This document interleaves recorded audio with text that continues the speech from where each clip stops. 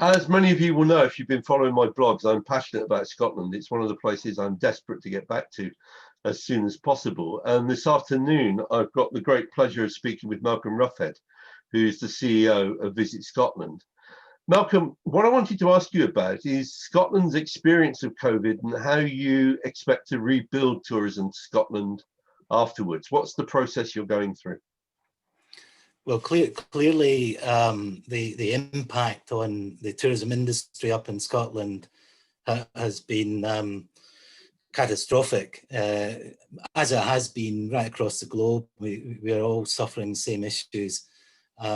What we have done in response to that is we've very much followed the Scottish Government's route map, which is actually about responding, then resetting tourism, restarting, and then the final phase is about recovery. Now, nothing ever goes according to plan. You'd love it to be sequential, but it isn't, because we bounce back and forward from one to the other, depending on what's happening at that particular time.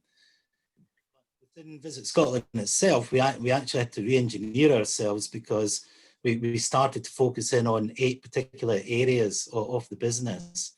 The first one was we reconvened the Scottish Tourism Emergency Response Group, which actually was set up all those years ago to look at foot and mouth, if we remember that. Yeah, I do. And then has been convened all over the number of years, actually, as we've dealt with other pandemics or terrorism, etc. So it's quite a well-oiled machine in many ways. And what it does is it brings together the enterprise agencies, the Scottish Government, obviously Visit Scotland itself, and the Scottish Tourism Alliance, along with the local authorities and Skills Development Scotland. And the purpose of STERG, its acronym, is really to coordinate a cohesive agency response, so that we avoid duplication and we avoid conflicting messaging, which is very, very important. And I'm sure every business has wondered very often, what sort of advice should we be following? So that meets on a weekly basis, and all of the actions that come from that are posted on our corporate website, which is visitscotland.org. So you can actually see each of the phases as it begins to evolve. The second area that we pivoted into was very much about advice and signposting to the industry, because a lot of these announcements about funding packages, etc., rules and regulations were coming thick and fast, and a lot of businesses struggled to understand what it actually meant for them. So our team carried out somewhere in the region of about 5,000 individual calls to businesses to make sure that they were aware of what they would qualify for, and also just to signpost them to the latest advice. And one of the interesting aspects is actually the, if you like, technology coming of age, and meetings like this via Zoom or Microsoft Teams or other platforms has allowed us to reach industry in huge numbers through a whole series of webinars, and also manage to allow us to stay in touch. So far, I think we've had about 7 or 8 webinars with over 2,000 people participating. The marketing side of it, of course, is very, very complicated, because it's a changing, ever-evolving situation. Sometimes you have local, regionalized lockdowns. Obviously, international travel has been practically non-existent.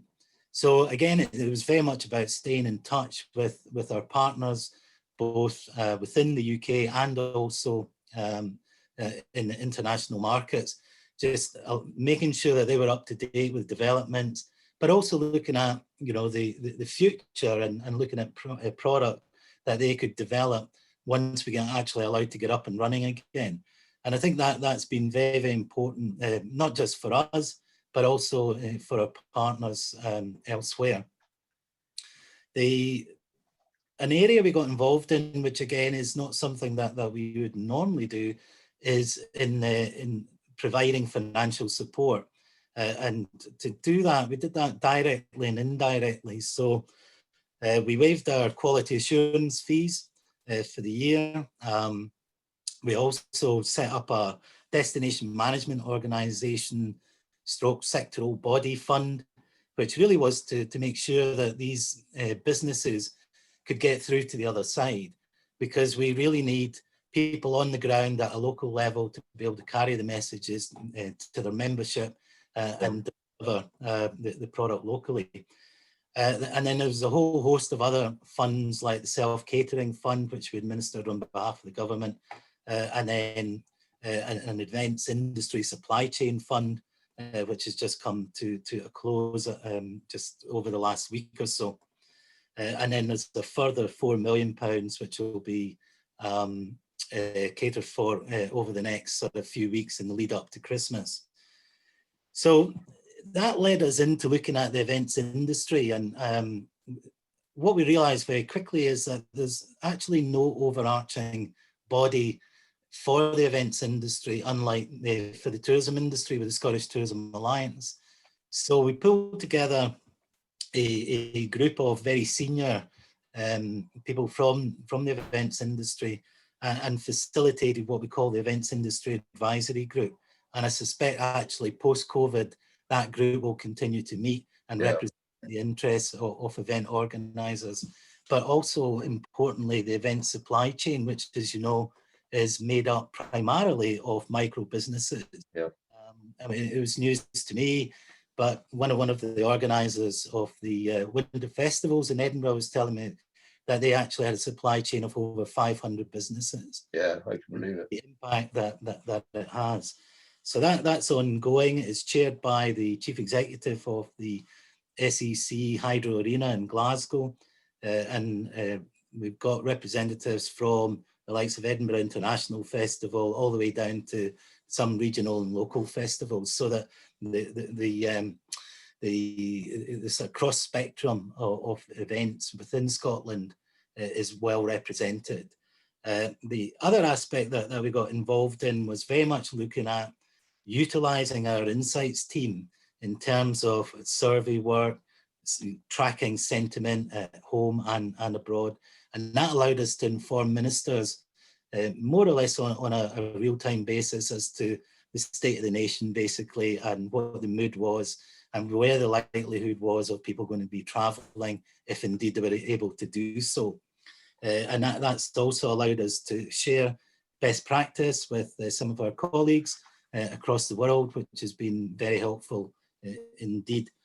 And from a marketing strategy perspective, again, it was very much about, we started with Dream Now, Travel Later when we were all in lockdown.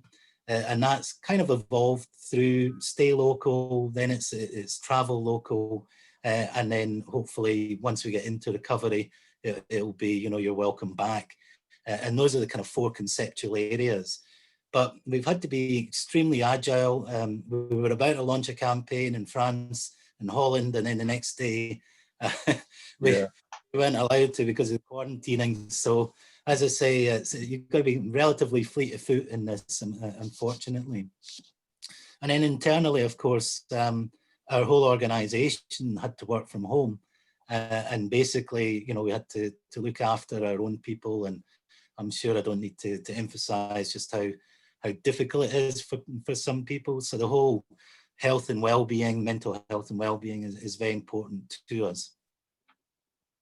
Malcolm, one of the things which I think I have to tell you, that some of those films you've been turning out to try and get me to come back to Scotland really tugged at the heartstrings. I mean, they're the best I think I've ever seen in terms of creating a longing to be back. They're absolutely brilliant. And I put some links elsewhere in this blog so that people can find those. But they are really high quality, and certainly they've been tugging at my heartstrings about wanting to get back to Scotland.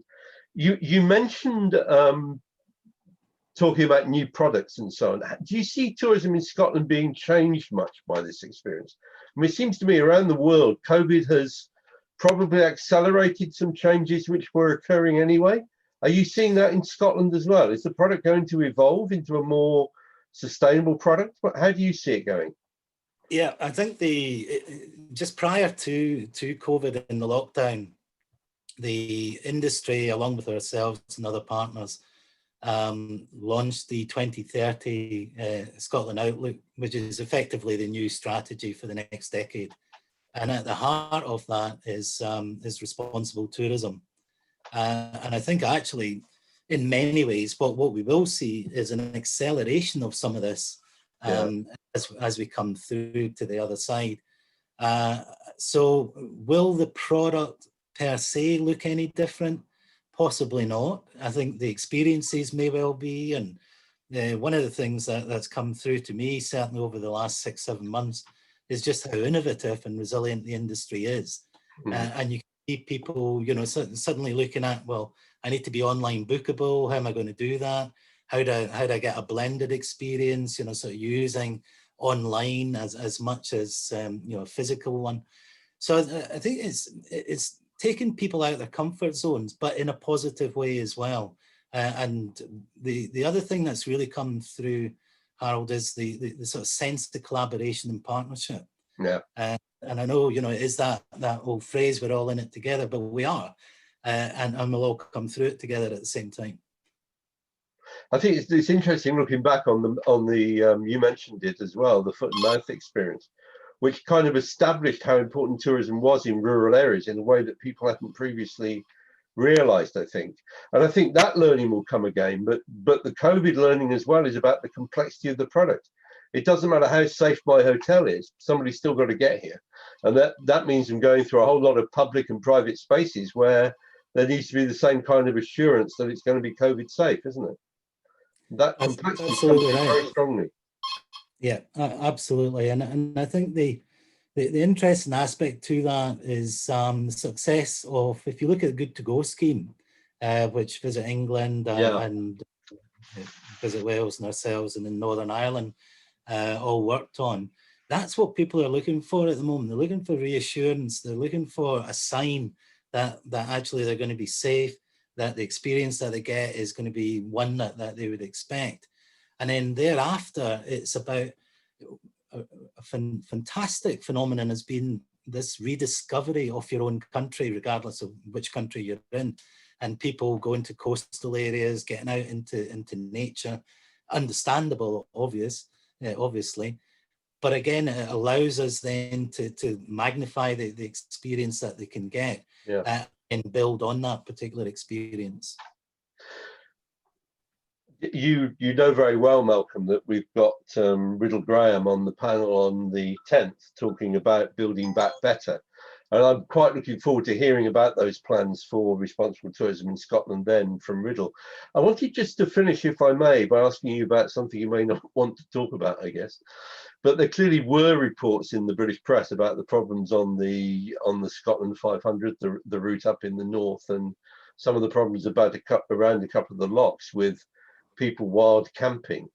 I guess that's kind of inevitable. If the industry closes down and people still want to get out into the countryside, you're going to have that almost inevitable, it seems to me, problem. And you're not unique. It's happened in Wales and parts of England and in Cornwall as well.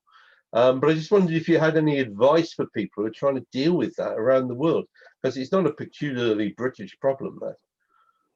No, and I think what's emerged from that, in fact, actually I chair what we call the Visitor Management Steering Group. And that's looking at what the visitor experience should be over the next 10 years. So what we're trying to do is get ahead of any potential issues. And that's looking at facilities, it's looking at airs, toilet facilities, and there's an educational piece around all of that as well, because a lot of people actually don't know how to go camping or that's right, with motorhomes. So it's not that they're being malicious, it's just actually they don't know. So there's a whole education piece around all of that. There's maybe people who did it when they were very young and have forgotten basically the rules of the countryside. So we've pulled together a number of work streams. As I said, there's a communication side of it. There's an investment and infrastructure aspect to it all as well. And then the final piece is actually about sharing best practice with colleagues around the world, because as you rightly say, it's not just a Scottish issue, it's one that we've all suffered from. And talking to Police Scotland, what they're saying is just volume, you know. So obviously that's been amplified because people couldn't travel, and so a lot of day trips, particularly into the national parks, and it's just overwhelmed the amenities that were there. And that's something that we are addressing through what's called the Rural Tourism Infrastructure Fund, which is £9 million to date. And we're hopeful that you know, Scottish Government will put more money into that, which then allows us to address those pinch points. Because I guess part of the problem is some of the traditional places people might have gone to go camping were actually closed because of the COVID rules or their understanding of the COVID regulations. So they closed down, but it doesn't stop the visitors coming, does it? No, and I think the other interesting lesson was it's all interdependent. So if you are going to open up, you need to open up the toilets, you need to open up the car parks. You can't expect people to travel around for 3 to 4 hours and not want to go to the loo. Yeah, no, I think there's some valuable lessons to be learned from this, and no doubt in the wash up, when it's all over and we look back on it, we need to create the playbook, just as you were describing the stag, which continues from the foot and mouth crisis. We need to write a new rule book for this. My fear is that there will be future pandemics of a similar kind, and we need to really make sure that we embed the lessons from this one so that we deal with the next one better. Malcolm, thank you very much for your time. We always have a crisis. Thanks very much. Yes, never waste one. Yeah. Malcolm, thanks very much for your time. We're looking forward very much to hearing from Riddle Graham on the panel next week. So thank you very much indeed. Okay. Thanks for your time. Thanks indeed. Bye-bye. Thanks, Malcolm. Cheers. You all right?